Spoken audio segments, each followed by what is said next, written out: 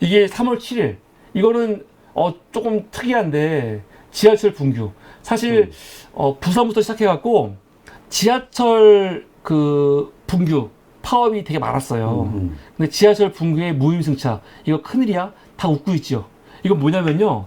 저도 이거 보고 조금 되게 재밌다고 해야 되나? 의아했는데 지하철 서울 지하철 노조 무기한 농성 한다 나오죠. 3월 1일 기사입니다. 그래서 방배동 본사에서 내 4일 파업을 결정한다는 거예요. 파업하기로 해요. 그런데 어떻게 투쟁하냐면 그냥 파업만 하는 게 아니고 시민들한테 들어갈 때 돈 내지 말고 표 끊지 말고 무임승차해라. 지하철 노조 무임승차 강행하는 거예요. 강행. 그냥 들어가라고. 그러니까 270만 승객들 그냥 얼떨떨 한다 이거예요. 불안하고 얼떨떨 해도 되나? 그러니까 진짜로 지금 이게 이거예요. 이 노조원이 여러분 표 끊지 마세요. 그냥 들어가세요. 그런 거거든요. 이렇게 시위를 했어요. 나중에 이것 때문에 또 이제 문제가 돼갖고 이거 갖고 뭐 고소고발하고 그러죠. 지하철 멈춤 가능성 높아져. 노조 시사 설명 안 할 땐 16일 파업 재확인. 그리고 공사에서는 무임승차 이유로 노조 간부 23명 고소했고요. 이때 보면은 노조원들에 대해서 이렇게 또 최일가스 분사하고 이게 너무 당연한 시대예요. 그러니까. 근데 이제 그거 안 해내고 선생님이 쓰신 거예요. 지하철 분규의 무임승차. 이거 큰일이네. 하면서 시민들 좋아해요. 이런 일이 있었습니다. 근데 간단히 넘어가지만 이 지하철 노조 이것도 굉장히 큰 사건입니다. 그러네. 굉장히 큰 사건. 그리고 사실은 또 하나 되게 큰 사건이 뭐가 있냐면 여보게 정장군 난 어디까지 옷을 벗은 후에 정치를 했다는 사실을 기억해 주게. 이거 선생님 뭔지 기억나세요? 앞에 보이는 이 영적이 누구냐면 정병주 장군이에요. 정병주 장군. 12.12에 끝까지 저항했던. 그렇지. 그래서 이 전두환 정권에서 엄청 핍박을 받았죠. 그런데 이 사람이 사실은 전두환 정권하고 관계없이 88년 10월 16일, 그러니까 전두환 정권 무너진 다음에 활동을 많이 했어요. 12.12가 얼마나 잘못된 건지를 막 알렸거든요. 근데 10월 16일 날 갑자기 실종 됐어요. 실종. 그리고 139일 만에 송추 인근 야산에서 목매달아서 죽은 시체로 발견이 된 거예요. 이야. 이것도 의문사죠. 의문사예요. 정말 자살인가? 맞아. 근데 자살일 리가 없다는 거죠. 이분이 죽을 이유가 없거든요. 없죠. 아니, 전두환한테도 죽은 것도 아니고, 이걸 버텼었는데, 왜 죽어요, 지금? 말도 안 되지. 그래서 정명주 씨, 12.12 사태 때 특전사령관, 의문의 변사. 근데, 이 정명주 장군은 어떤 사람이냐면은, 우리나라 이 특전사령관, 특전사의 거의 대북격이라고 할 수 있죠. 대북격. 그런데 12.12에 대해서 사실은 반대하고 그리고 그렇지. 전두환한테 협력하지 않았던 3장군이 있어요. 맞아. 3장군이. 그 중에 한 명이 정병주 특전사령관이었고 그리고 장태환 추경사령관, 맞아. 김진기 헌병관 맞아. 3명이거든요. 그렇지. 그 3명이 아주 유명해요. 맞아. 이 정병주 장관. 육사 9기입니다. 노태우 전두환보다 2기 선배죠. 김종필이 8기였고 9기. 높은 사람이에요. 근데 이 사람이 누구랑 친했냐면은 차시철하고 친했어요. 차시철하고. 그러면서 차시철이 경호실장 할 때 사실은 경호처장까지 되는 사람이에요. 근데 12.12가 났을 때 12.12가 전두환이 단지 계엄사령관 정승아 연행하는 거 아닙니까? 그런데 원래 12.12를 하기 전에 얘네들이 어떤 짓을 했냐면 정승아를 딱 구속하기 전에 정승아 라인이라고 여겼던 아까 말했던 그 3명 장군 있잖아요. 그 사람들을 다 전두환 집으로 부르죠. 여의동으로. 김진기, 장태환, 정병주를 불러요. 술 한잔 하자고. 그런데 전두환이 안 나타나. 그래서 낌새가 이상해갖고 이거 문제 있다 하고 다 돌아갔더니 자기 부하들이 다 배신한 거죠. 그래서 김진기도 그렇고 장태환도 그렇고 사실은 다 잡힌 거고 여기서 특히 정병주 이 세 사람이 자리를 잘 지키고 있었으면요 쿠데타 못해요. 할 수가 없어. 그래서 사실은 정병주가 제일 문제였는데 정병주가 정말 아들같이 엮인 3명의 참모가 있어요. 이 사람들이 이 배신자 3인방이라고 하거든요. 박기도, 최세창, 그리고 장기호. 정말 아들같이 엮인 사람들인데 이 3명이 배신을 하는 거죠. 아. 이게 진짜 열받는 거지.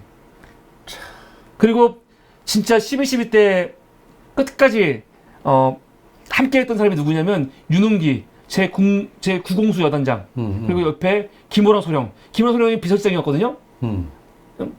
근데 총 맞아 죽죠. 이 두 사람이 아주 의리 있는 그래. 대명사로 지금 여기고 있죠. 그래서 좀 이게 그겁니다. 되게 큰 사건입니다, 이게. 맞아. 가슴 아프다. 예. 그러니까 12.12 참 이게 진짜 저 이야기는 따로 강의를 만들어갖고 해도 그래, 굉장히 그래. 재밌는 내용이 많아요. 그러네. 이게 3월 9일 날 만평인데 이거 진짜 무서워요. 정주영은 계속 북한으로 얘기하잖아요. 북한 얘기하잖아요. 그 맛에 안 갈래? 근데 뒤에 보면은 식칼 있죠. 식칼 테러 현대 각성하라. 이게 뭐냐면은 제가 우리 지난 방송에 여러 번 얘기했지만 현대에서 파업이 있었거든요. 여기 보면은 88년 12월부터 현대중공업 노동자 투입 파업했고 그래가지고 울산이 그 설날 때 보면은 거의 그 시장이 멈춰버렸잖아요. 울산은 뭐 현대 노동자들이 되게 중요한데 파업하고 있고 보너스도 안 나오고 하니까 그냥 완전히 설날 대목인데 이미 다 멈춰버린 거죠. 회사도 그래도 심지어 큰 타격이라고. 근데 이때 어떤 일이 있냐면 현대 노조원들을 습격을 해요. 그래서 20여 명이 부상을 당했다. 뭐 그런 거거든요. 누가 습격했냐? 구사대. 구사대가 했다. 그 나중에 알고 보니까 이게 구사대가 아니고 이게 경찰 아니야? 그런 의혹이 나오는 거거든요. 그러면서 이 집회가 전국 집회가 돼버려요. 전국 집회. 전국 집회. 현대 노조 피습 관련해가지고 이게 경찰이 개입했다. 나오면서 이 전국 집회가 돼버리거든요. 그래갖고 대대적인 1월 10일 가면은 테러 규탄 노동자 대회가 열립니다. 1월 14일 보면은 근데 이 보니까 정부와 거기에 회사 간부들이 다 연결되어 있는 거예요. 그래서 정몽준 회장 노동자 추출 요구 도경의 전화, 관계기관 대책회의에 부산 왕구 내밀어. 그러니까 결국은 이게 다 연결되어 있는 거예요. 이 폭력에. 그래서 이 보면은 현대테러, 조직폭력법의 동원 이말 나오잖아요. 맞아. 이 노동자 대회 이런 거고. 그러니까 1월 29일 검찰 현대테러 수사하는데 소극적으로 한다. 제대로 수사를 안 해요. 당연하지 정부가 개입돼 있는데. 3월 3일 현대그룹 폭탄테러 추방 제야 단체들 범국민운동. 그래서 이게 현대그룹 노동자를 떠나가지고 제자들 다 모여가지고 이거 문제 있다. 범국민운동을 하거든요. 굉장히 크게. 그래서 이게 되게 집회가 컸어요. 그래서 지금 그거를 이제 비판하는 건데 이 식칼 테러는 뭐냐면 강목 테러 그런 게 아니에요. 제가 하나 자료 찾아왔는데 이게 지금 오픈 아카이브에 들어가면은 그 18 테러 관련해가지고 당시 유인물이에요. 당시 유인물. 근데 이 유인물 보죠? 그럼 뭐가 나오냐면 정주영, 현대재벌, 18 테러에 이어 또다시 다른 테러 자행했다 하면서 식칼에 찔린 사진들 이런 것도 실제 올라와 있어요. 이게 인천 지역 노동자 조합 협의회에서 만든 거거든요. 근데 테러를 그냥 몽둥이가 아니라 칼을 들고 테러한 거예요. 칼을 들고. 그러니까. 그래서 천만 노동자의 불태진의 결의로 현대 독점 재벌의 천인 공노할 살인 테러를 격퇴하자 하면서 이제 당시 그거죠. 이게 정주영이가 북한 이야기 하면서 뭐 남북 관계 개선 뭐 이런 거 한 건 맞죠. 그런데 국내에서는 뭐 하고 있는 거니까 노동자들 테러하고 있는 거예요, 이렇게요. 그래서 식칼 테러 이 그림 그리신 거예요, 이렇게. 맞아. 굉장히 강렬한 만평입니다. 그리고 이것도 북한이죠. 남북 체육대회 단일팀 구성. 이거 뭐냐면 남북 관계가 계속 그러니까 이게 웃긴 거야. 그러니까 한쪽에서는 남북 관계에 뭐 하는 것처럼 하고 있는데 국내에서는 아까 말씀드렸지만 윤희상 음악자 같은 거 절대 못하게 하고 국내에서는 또 이제 뭐 문익환 목사 북한 가고 막 그런 분들 나오거든요. 그러면서 이제 또 공안정을 만든단 말이에요. 근데 또 한쪽에서는 겉으로는 뭐 남북 단일 체육 뭐 하자 뭐 그런 거 막 말하고 막 그래. 그런데 팀 스피리트 운동 같은 거, 스피리트 훈련 이런 게 이제 문제가 되는 거죠. 이게 이거예요. 팀 스피리트 또 걸림돌 전망 어두워. 이게 90년 베이징 아시아 올림픽 경기 때문에 그런 거거든요. 아시안 경기 여기에 남북 단일팀 안 넣자 뭐 그런 거예요. 단일팀 구성 4월 이후에 논의 가능성이 있다. 그런데 문제는 뭐냐면 팀 스피리트 훈련 때문에 힘들다. 뭐 그런 거 하고 있는 거고. 그렇지. 그리고 이게 3월 11일 이거 진짜 웃겨요. 이게 정부가 믿었던 KBS가 사랑하는 KBS가 정경유착 광주는 말한다 인천 보고 민주화 연세섬 이게 뭐냐면은 89년도 1월 달에 KBS가 광주를 특집으로 한 어머니의 노래라는 작품을 만들어요. 근데 이게 굉장히 많이 많았어요. 사실 89년도면은 청문회 하고 이제 광주에 대해서 막 대놓고 말할 수 있는 시대 같잖아요. 근데 그게 아닌 거예요. 네. KBS가 이거 하나 한다고 반대도 심했고 난리를 쳤거든요. 근데 결국 KBS가 반영을 했어요. 그리고 3월 달에 또 뭐가 나오냐? 광주는 말한다라는 또 방송이 하나 나와요. 이걸 또 하지. 할 수 있지 뭐 지금. 근데 이걸 가지고 당시 그 민정당, 민자당, 민정당이죠. 민자당 거기 보면은 그때 그 대변인이 박기태거든요. 박기태가 하는 말이에요. 뭐냐면 KBS가 광주 비극의 민족적 상처를 더욱 깊게 하는 방송을 한 것은 우리가 믿고 사랑하던 KBS의 품위 양식 깊이가 그 정도밖에 안 되는지 실망치 않을 수 없다라고 박기태가 성명을 낸 건데 이게 웃긴 거예요. 우리가 믿었던 KBS가 그러니까 이 정부가 노태우 정부 전두환 정부가 KBS를 그래. 어떻게 여기서 어떻게 우리가 믿던 KBS가 광주 관련된 특집을 내보내느냐. 야, 이거 모욕이죠, 진짜. 그럼 모욕이죠. 근데 지금 어떻게 그런 이동관 말을 같은 사람들이 간 이유가 뭐냐면 옛날에 이렇게 믿었던 KBS를 다시 부활시키려고 하는 거잖아요. 그렇지. 이때 이랬어요. 믿었던 KBS가. 맞아. 딴 것도 아니야, 근데. 광주 닥쳐냈다고. 기가 막히죠. 기가 막히는 한도가 있네. 이거 좀 재밌는 것 같아요. 이건 뭐냐면 교장 선생님인데 난 왜 이다지도 불운한 시대의 교장인가. 그러니까 이때 사실은 민주화 운동이 사실 6월 항쟁으로 꽃을 발했잖아요. 이 분위기 이어가는 거거든요, 사실요. 88, 89년까지. 그러니까 이게 학생들, 학교 안에서는 또 학원 민주화 다 연결돼요. 그러니까 모든 분야가 사실은 굉장히 치열하게 민주화 운동을 계속 해 나가거든요. 지금은 없어 이런 게. 근데 이때는 교사들도 학생들도 사실은 대학 안에서 또 굉장히 이게 운동이 있다고요. 교장이 살기 힘든 거야. 예를 들어 그런 거지. 평교사회 활동에 부당인사 뒤따라 평교사가 있는데 정교조처럼 평교사가 싫은 거야. 그러니까 이 사람들에 대해서 부당하게 인사를 막 하거든요. 그럼 이거에 대해서 선생들이 당연히 가만히 있지 않죠. 그러면서 여러 가지 요구하는데 지시 일변도 교무회의, 교권위에 의결기구 만들자. 이런 목소리도 나오고 특히 교당 직선제. 왜 이사회에서 뽑냐? 선생들이 뽑자. 뭐 그런 식으로. 그래서 이런 시위예요. 교무회의 의결기구화. 부당 발령 철회해라. 평교사 인사 위원 평교사 인사위원 회참가? 위원회 위원회 참가. 참가하게 해달라. 이렇게. 그러니까 교장이 지금 시대 진짜 교장하기 힘들다. 그런 거. 이런 겁니다. 그러니까 그 당시 얼마나 이제 이 각계에서 민주화 그 분위기가 강했는지.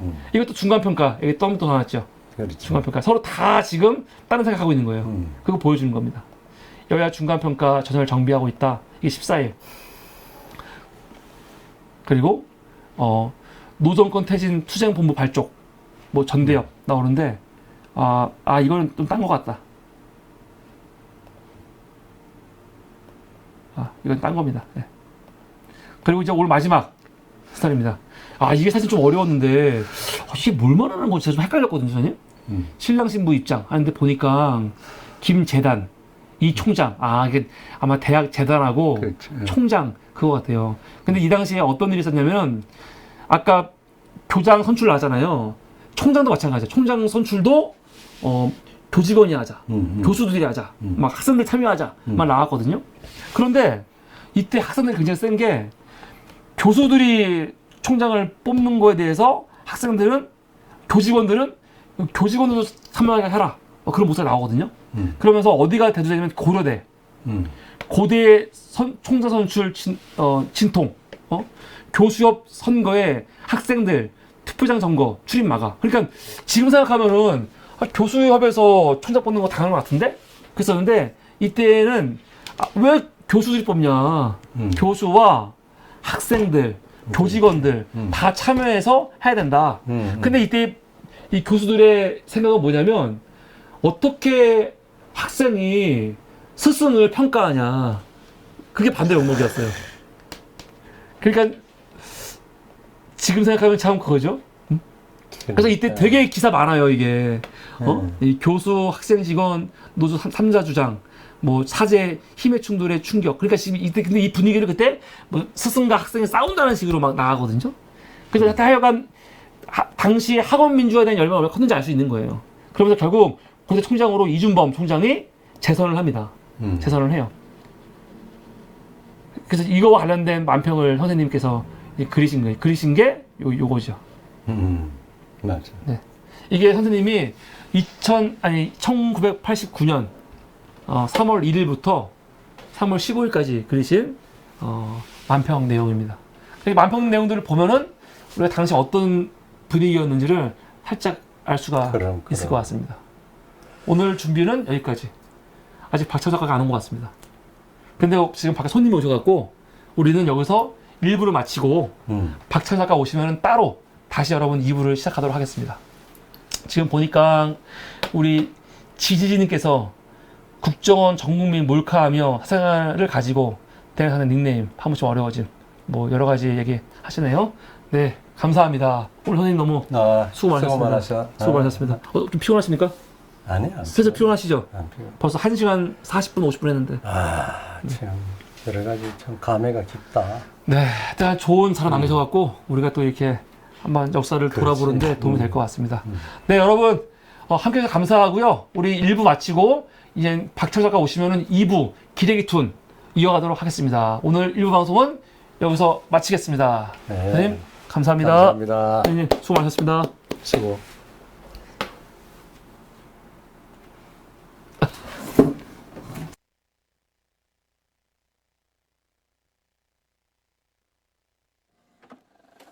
I just can't let you go. Lord knows that I've tried to. You said I was the only one. No one likes being lied to. You made this mess and left me with the pieces.